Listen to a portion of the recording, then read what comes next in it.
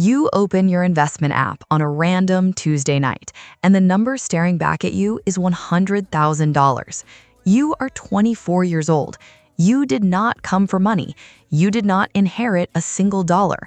You did not catch a crypto wave that multiplied your savings overnight. You did not sell a startup for a life-changing check. None of that happened to you. What happened instead was something so unremarkable that most people would scroll right past it if you told them the story. Your biggest financial breakthrough probably will not come from a brilliant investment or a lucky break. It might come from something that feels almost embarrassingly boring. By the end of this video, you will understand exactly why ordinary habits, repeated with stubborn consistency, can outperform extraordinary income. And once you see how this played out for someone who started with a thin paycheck and real debt, you'll start asking what your own boring habits are quietly building or quietly destroying. If this pattern keeps showing up in different parts of your financial life, the real question becomes what is actually driving it? Rewind to age 22. The starting point was not impressive on paper. The salary was $52,000 a year, which, after taxes, left a modest amount to actually work with each month. There was $9,000 in student debt sitting in the background, like a quiet tax on every future decision. The apartment was a cheap studio, the kind where you can hear your neighbor's television through the wall. The car was an old Honda Civic with more than one mechanical quirk. Most of the furniture was secondhand, picked up from estate sales and online marketplaces. None of this looked like the beginning of a success story. It looked like the beginning of 1,000 other ordinary financial lives that never go anywhere unusual. And that is exactly the point you need to sit with for a moment, because this is where most financial content lies to you. It tells you that the starting conditions determine the outcome. They do not. The behavior layered on top of those conditions determines the outcome. This brings you to a concept worth naming clearly, because once you can name it, you can recognize it everywhere in your own life. Call it the quiet compounding habit. The mechanism is simple enough to explain in one sentence. Small, repeated financial decisions made automatically and without drama accumulate into outcomes that feel impossible from the outside, but are mathematically inevitable from the inside. There is no single dramatic moment in this story. There is no day where a stock tripled or a tip turned into a windfall. There is only a long chain of decisions that individually looked almost too small to matter. Look at this mechanism through several lenses, because it operates on more than one level at once. On the psychological level, removing a decision from your daily willpower budget removes the daily temptation to break it.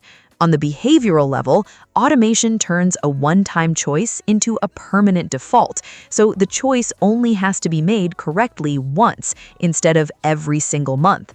On the economic level, time in the market matters more than timing the market, which means starting small and starting early consistently outperforms starting large and starting late. On the environmental level, a frugal living situation early on, the cheap studio, the older car, the secondhand furniture, removes the lifestyle anchors that quietly inflate spending as income rises later. Each of these layers reinforces the others, which is exactly why the effect compounds instead of staying flat. There's data behind this, not just anecdote. Research on automatic enrollment in retirement plans consistently shows that participation rates jump dramatically when saving becomes the default rather than an active choice, often rising from below 40% participation to above 90% participation once automation is introduced. Studies on dollar cost averaging show that investors who contribute small fixed amounts on a consistent schedule tend to accumulate more wealth over a decade than investors who wait for what they believe is the perfect entry point, largely because waiting itself has a cost that is easy to underestimate. This is not a controversial finding. It shows up again and again across different populations and different time periods. Trace this concept directly into the numbers from this story. On a $52,000 salary, even a contribution rate of 15% into a retirement account, paired with a typical employer match, builds a meaningful base within the first 18 months. Add consistent contributions to a separate taxable brokerage account, even as little as $200 a month in the early years, and by year 3, that account alone can cross 5 figures purely through contributions and modest market growth. None of these numbers are dramatic individually. Stacked together over roughly 2 years, they cross the $100,000 mark. Not because any single year was spectacular, but because every year was consistent. Once you accept that this mechanism is real, you have to look again at how you have been thinking about your own progress. If quiet, repeated habits are doing the heavy lifting, then chasing a single big financial win is, at best, a distraction, and at worst, an excuse to avoid the boring work that actually moves the needle. And once you see how this mechanism shapes your results, the next question becomes what you can actually do about it.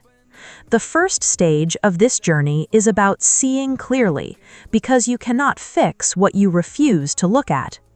The first mistake hiding in plain sight in this story is the assumption that debt has to be eliminated before saving can begin. That assumption sounds responsible, but it quietly delays the most valuable years of compounding, the years when time has the most runway to work in your favor. The $9,000 in student debt was not ignored, but it was not treated as the only priority either. It was paid down in parallel with investing, at a pace that matched its actual interest rate, rather than an emotional urge to be debt-free as fast as possible. The second blind spot is lifestyle creep disguised as normal life. A used Honda Civic and a cheap studio apartment are not glamorous, but they are also not deprivation. They simply refuse to let spending expand automatically every time income ticks upward. The third hidden cost is the cost of inaction itself, the months where money sits in a checking account earning close to nothing while inflation quietly erodes its value. That invisible leakage rarely shows up on a budget spreadsheet, but over several years, it can cost thousands of dollars in lost growth. If this insight is already changing how you look at money, take a moment to subscribe, because the next part is where this becomes practical. The second stage is about control, which means changing daily behavior rather than just understanding it intellectually. Principle number 1 is the 15% rule. Direct at least 15% of gross income into retirement accounts before that money ever reaches a checking account where it can be spent. On a $52,000 salary, that is roughly $650 a month, an amount that feels noticeable at first, but becomes invisible within 3 or 4 pay cycles, because the brain adapts to whatever income it actually sees land in checking. Skip this principle, and the cost is not abstract. A 24-year-old who delays serious saving by even 3 years can need to save nearly double the monthly amount later just to reach the same retirement number, because those 3 lost years of compounding are nearly impossible to fully recover. This brings us to the second principle. Principle number 2 is the second-hand default. Treat used and second-hand as the starting assumption for furniture, vehicles, and non-essential purchases, not as a last resort when money is tight. A second-hand car purchased for under $8,000, properly maintained, can save $15,000 to $20,000 compared to financing a new vehicle over the same 5-year period, once depreciation, interest, and insurance differences are factored in. Skip this principle, and a portion of every paycheck quietly disappears into depreciation and interest payments, instead of into assets that grow. Now, once you understand that small purchase decisions ripple into long-term outcomes, the next principle becomes obvious. Principle number 3 is the debt and invest in parallel rule. Rather than treating debt payoff and investing as mutually exclusive, run both simultaneously when the debt's interest rate is below roughly 7%. Paying $9,000 in student debt down over 3 years while simultaneously investing in a retirement account captures employer matching dollars that would otherwise be permanently lost, often worth $2,000 or more per year in free money that a debt-first approach would forfeit. But this only solves part of the problem, because none of these habits matter if they require constant willpower to maintain. This is where the third stage takes over, the stage where the system does the remembering instead of you. Principle number 4 is full automation of contributions. Set retirement contributions, brokerage transfers, and even extra debt payments to move automatically on the day income arrives, before there is any chance to see the money and reconsider. Automated savers contribute consistently in roughly 9 out of 10 months, while manual savers, who have to remember to transfer money themselves, often follow through in fewer than half of months, according to behavioral finance research on savings consistency. Skip automation, and even the best intentions erode within a few months as life gets busy and manual transfers get forgotten. Now, once the system runs itself, the fifth principle becomes possible. Principle number 5 is the 3-account structure. Separate income into 3 distinct accounts, one for fixed monthly obligations, one for discretionary spending, and one for goals like investing and debt payoff, so that a single checking account balance never has to answer 5 competing questions at once. This structural separation reduces the mental math required for every purchase decision, because the money for spending has already been mentally and physically separated from the money that is off limits. Skip this structure, and the constant blending of categories leads to a slow, invisible overspending that often totals several $100s a month without ever feeling like a single irresponsible purchase. And once these systems are running quietly in the background, the final stage is no longer about tactics at all. The fourth stage is a shift in philosophy, the kind of shift that makes all the earlier tactics feel less like sacrifice and more like alignment. Principle number 6 is treating money as a tool for time, not a scoreboard for status. The old Honda Civic and the secondhand furniture were never really about being cheap.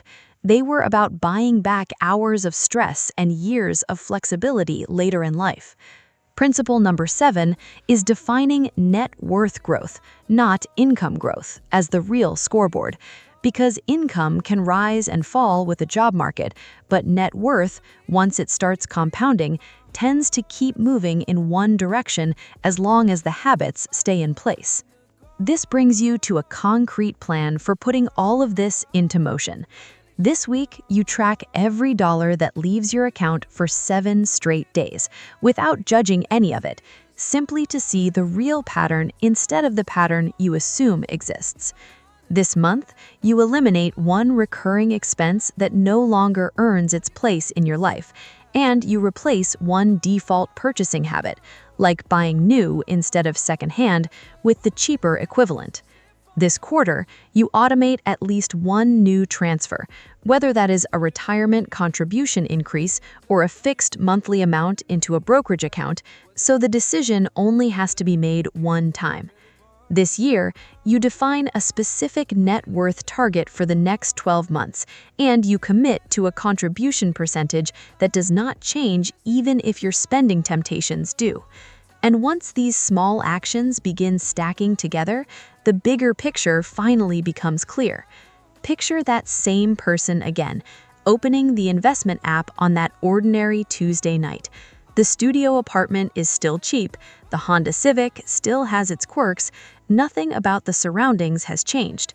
What has changed is 2 years of 15% contributions landing automatically, 2 years of secondhand defaults instead of new purchase impulses, 2 years of debt and investing running in parallel instead of one waiting for the other. The number on the screen, $100,000, is not the result of a single decision. It is the visible tip of hundreds of invisible ones. There are 2 cycles running in every financial life, and you are always inside one of them. In the virtuous cycle, you act wisely with small, consistent choices. You see measurable progress within months rather than years. You gain confidence from that visible progress.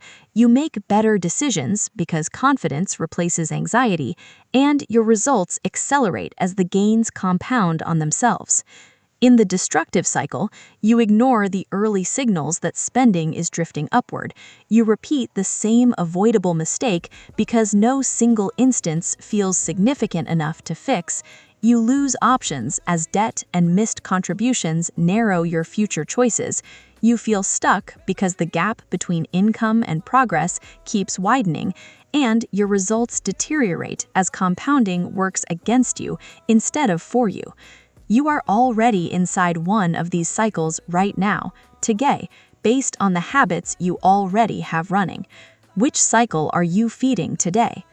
Longitudinal research on personal savings behavior consistently shows that the single strongest predictor of long-term wealth accumulation is not starting income, but savings rate maintained over time, a finding that holds true across different income brackets and different decades of data. That finding should reframe how you think about your own 20s or 30s, regardless of what your paycheck currently says.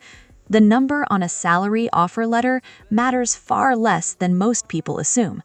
The percentage you consistently set aside automatically before you can second-guess it matters far more.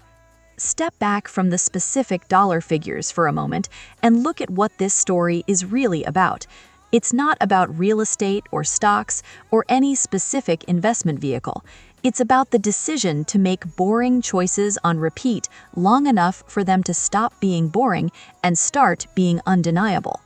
If you found value in this conversation, subscribe for more practical financial insights that help you build lasting freedom.